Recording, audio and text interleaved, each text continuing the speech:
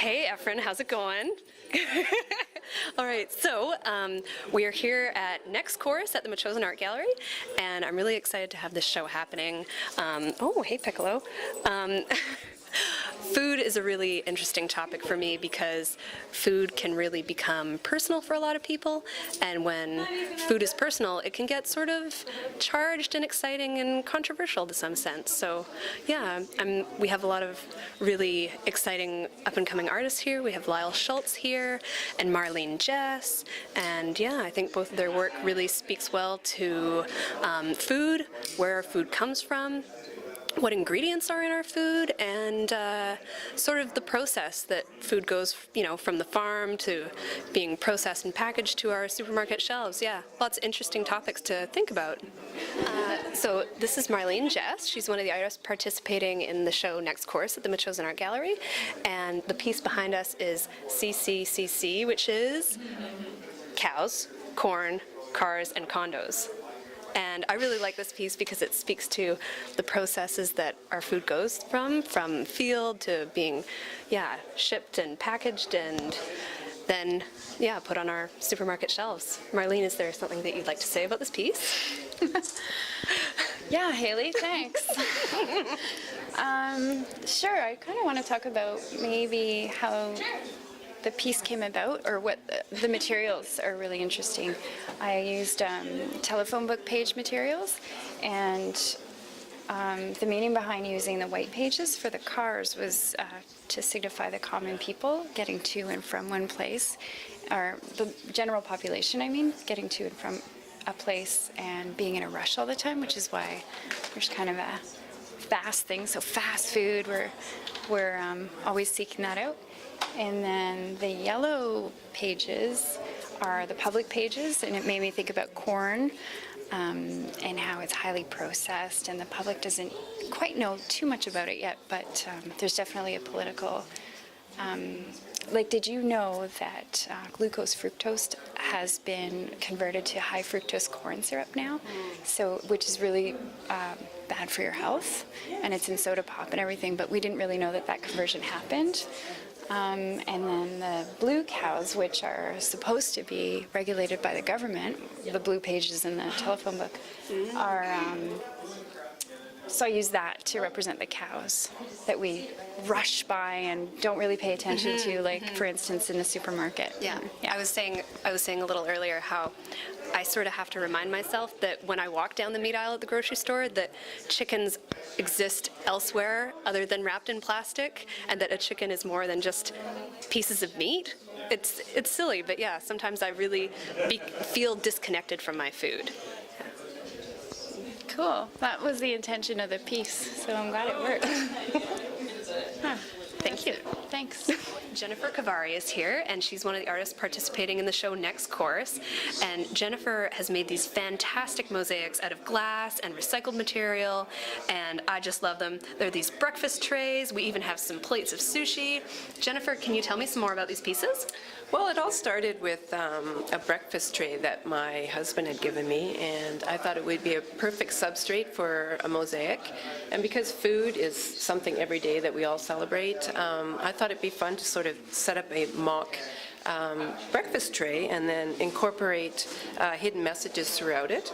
So if you can see, this is real maple syrup. My daughter and I actually went down to the inner harbor with the tourist shops, and we found a maple leaf small enough, flat on the backside, so that we could put a message below it.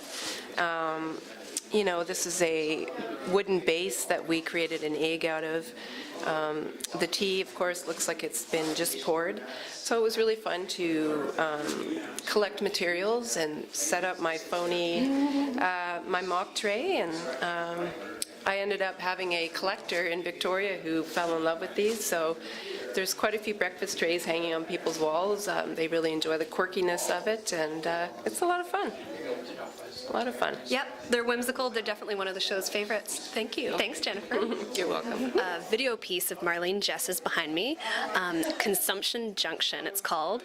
And the nice thing about this piece is that it speaks to our overwhelming desire for the comfort foods, the junk foods, and how when the moment that potato chip hits our lips, we don't really concern ourselves with the ingredients that might be in it, or, you know, if that potato chip is good for us or bad for us. It's sort of that oral fixation and the comfort that you get from crunch and salt and sweet, and yeah, it's a pretty fun piece.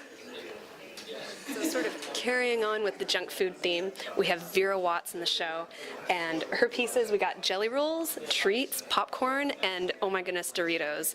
So I really enjoy these pieces.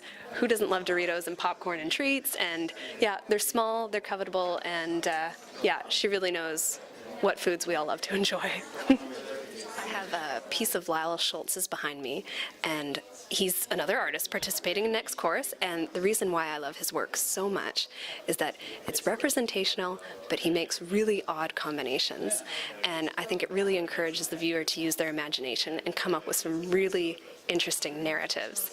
So this piece, for example, you can make out a sink, you can make out some sponges, but the sponges have really aggressive looking eyes and teeth. So, you know, it encourages the viewer to sort of think, what's going on here? Is this a battle royale? So yeah, really whimsical, really colorful and fun. I'm really glad that Lyle's in the show. Oh, that looks real. That guy's... Yeah, I know. It's pretty fun.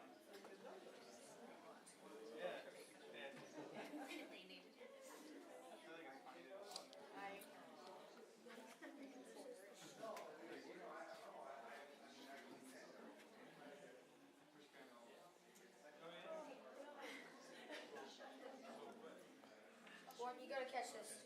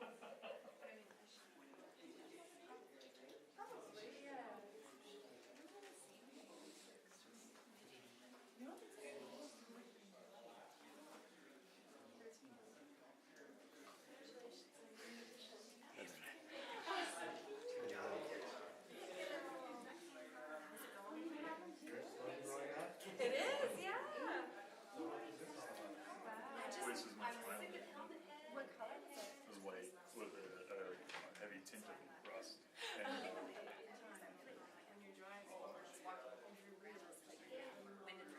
the window seal had a gum. Mark used to wander it. My mom was pretty grossed out by that when she came home. My mom. Oh yeah, she's chilly. I know. Yeah, no, she was like.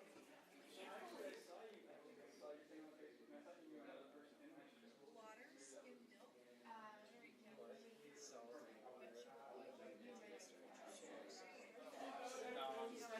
I do, but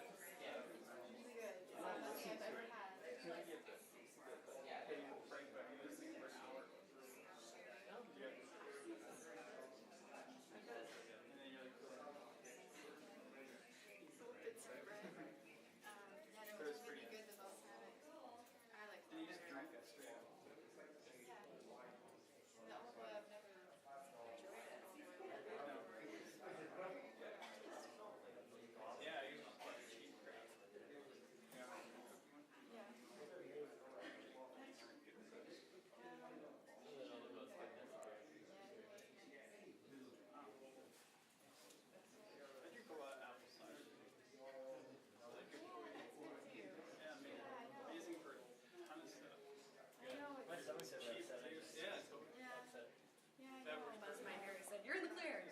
Looks like you got a nice